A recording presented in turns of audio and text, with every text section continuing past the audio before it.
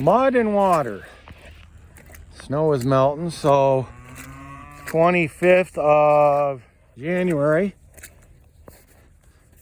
So when I'm all said and done, I am 5 calves short of what I should be for the 2023 season. So preg checked in April and had several cows that were 7 months in at that time. And usually it's hard to mess anything up once you're 7 months in. And 5 calves are missing. Now, I never for sure maybe didn't see the calves. They calve out on pasture starting in June. I did not find any remnants of dead calves. So, didn't find any aborted calves, anything. So, the logical assumption here is predation, is that coyotes came in and got them. And I have seen where they have taken deer carcasses and made the, chewed the whole carcass, including the bones up. So could they have carried away a, 50-pound carcass quickly, chewed it up and transported it? Don't know. I'm perplexed. But the only logical thing I can come up with is coyotes. And there's one other guy in my county here. I talked to him, and he's had actual calves on the ground just disappear. He's got a 60-acre pasture. This is a 150-acre piece. And he says, yeah, he's had actual animals on the ground, and they just disappeared. And with what he's doing now is he doesn't let them out to pasture till they're like 10 days old. But he calves up by the barn, which I do not have. So I could have a serious issue. Obviously, if these coyotes learn that they can kill a calf, out here in a big open setting where you got a lot of topography for them to stash their calves, they will act a lot like deer. And first few days, some of these cows do stash their babies and they bed down just like fawns. And others, keep their calves with them. So, kind of perplexed. I mean, 5 calves missing is a big deal for me. And I had it happen once at another farm 15 years ago, and I always suspected it was coyotes. And it was at a farm that I did get a call one night from a neighbor saying that cows were bellowing and coyotes were barking and growling at the herd, trying to get after possibly what I thought was a newborn calf. And I did get over there right at daylight and saw, some coyotes. And, but, generally we don't, shoot them or do anything with them unless you have problems.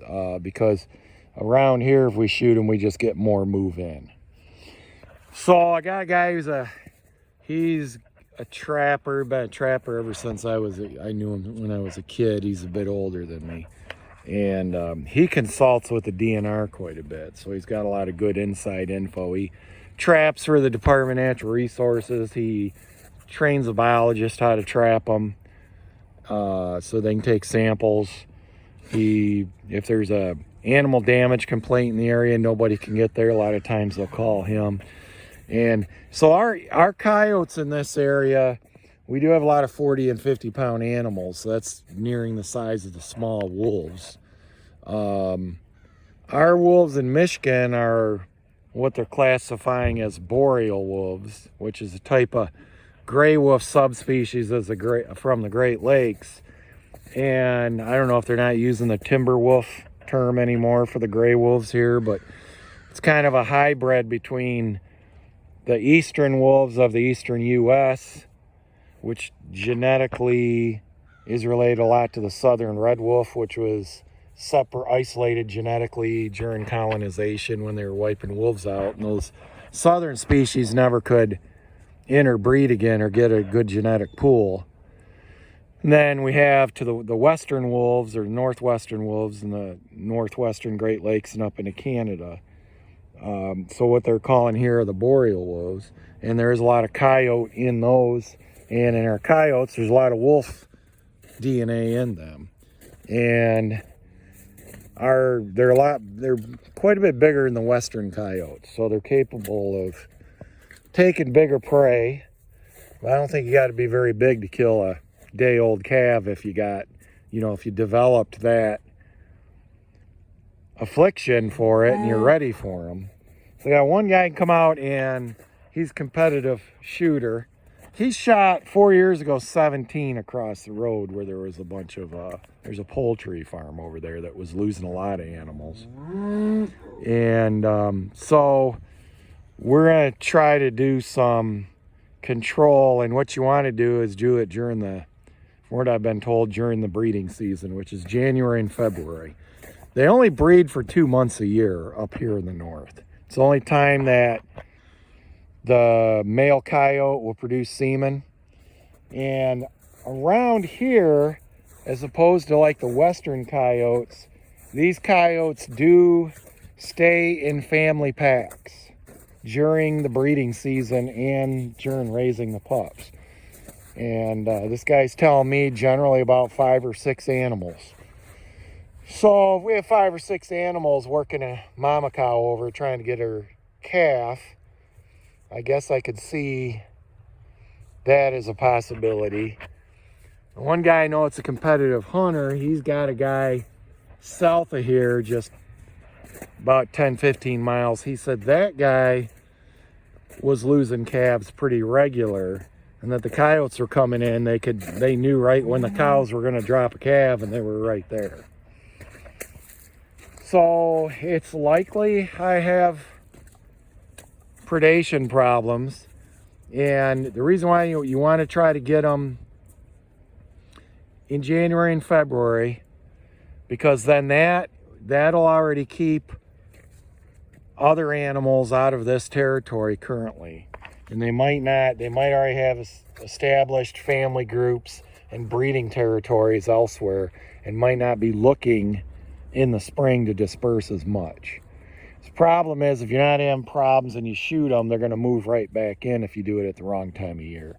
Because you can shoot them all you want, and there's just an endless supply of coyotes in this area. We have a real high population of coyotes.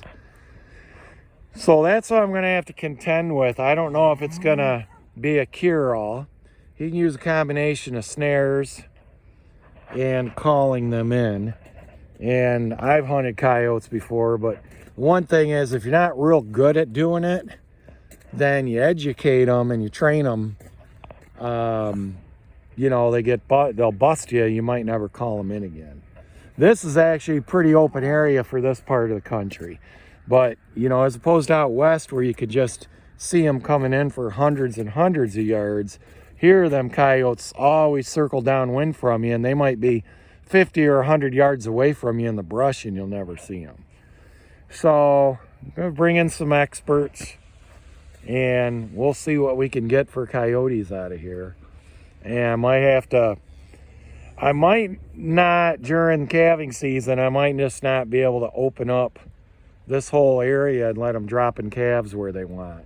It's right into the beginning of grazing season, so that's why I do it. And I've always thought that it allows these mamas to go off and pick out their area where they want to drop a calf. And each year, a lot of these mamas go to the exact same area to drop their calves. So they've already got a little territory picked out. And it just seems to lead to better calving success, less problems with calving and all that. But it's just really made my heart sink thinking I lost that much. And, when you got a small herd like this, that's a hell of a hit. And a lot of people just never have problems with coyotes. And like I say, I suspected it once, maybe, 12, 15 years ago. We did the same thing. We preg checked, and there were some calves that just never materialized. And, it's odd something like that happens.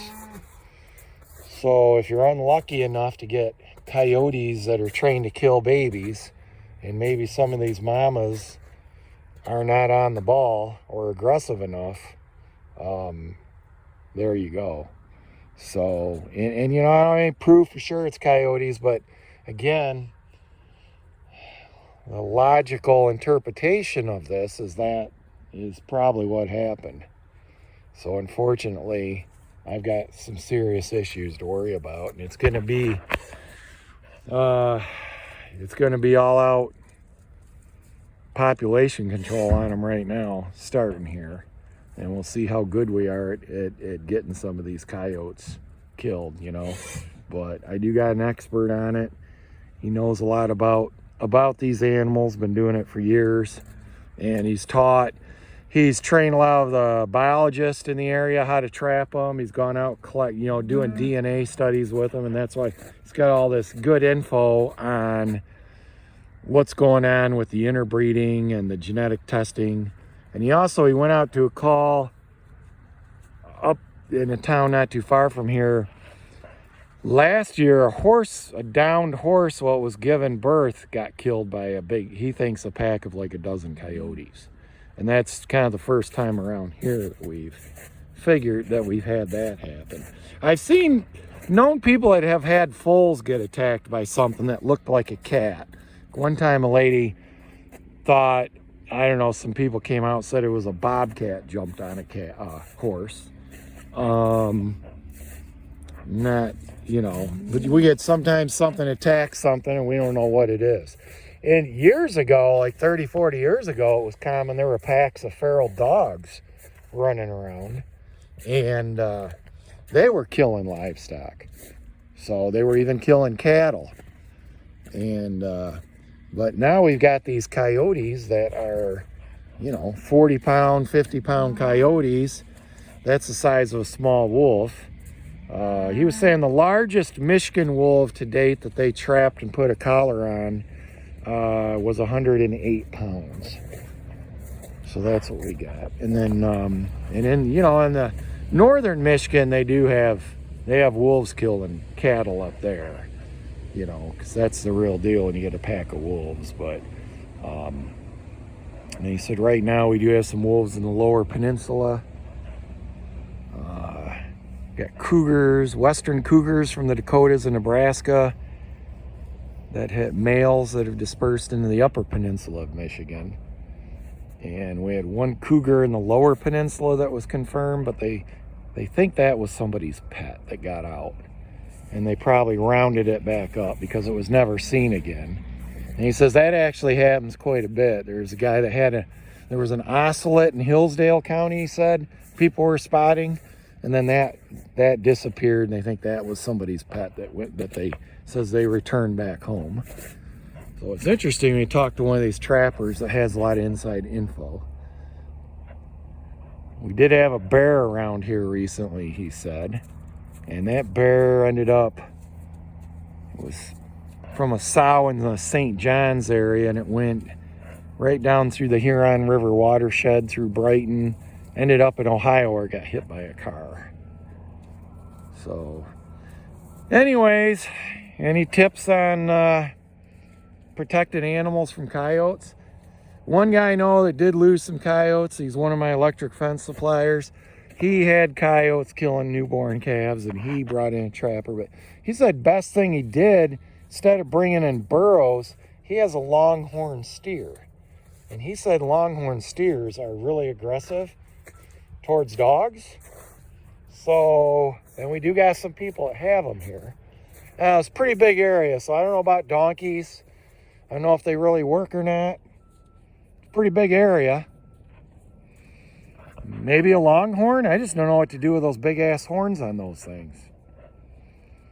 Anyways, any ideas, send them my way, or experiences.